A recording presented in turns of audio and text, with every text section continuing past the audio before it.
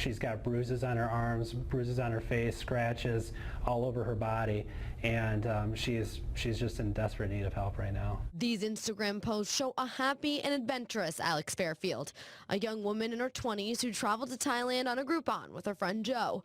But these 4 pictures were the only ones taken before she was taken. It sounds like something out of a movie, but unfortunately this is real life. Relatives say Fairfield went to a bar with her friend after a long day of sightseeing. When her friend got up and went to the restroom, she said she started to feel sick and tired.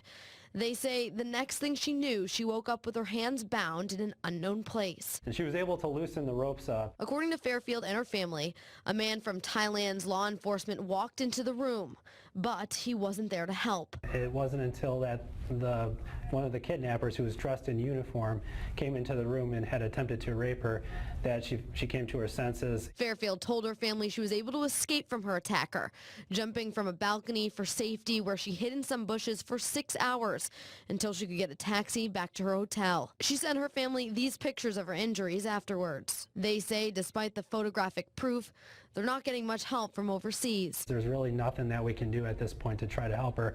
We can try to contact the U.S. Embassy over there, but we really haven't gotten very far with them. Fox 17 called the U.S. Embassy in Thailand, who told us they can't say whether it really happened or not, but they don't have any authority over in Thailand. They told us they asked her to complete a police report, but she refused. One of the kidnappers was dressed in uniform. Relatives say Fairfield is afraid she might see her kidnapper again if he's really part of their law enforcement. But without a police report, the embassy said there's not much they can do.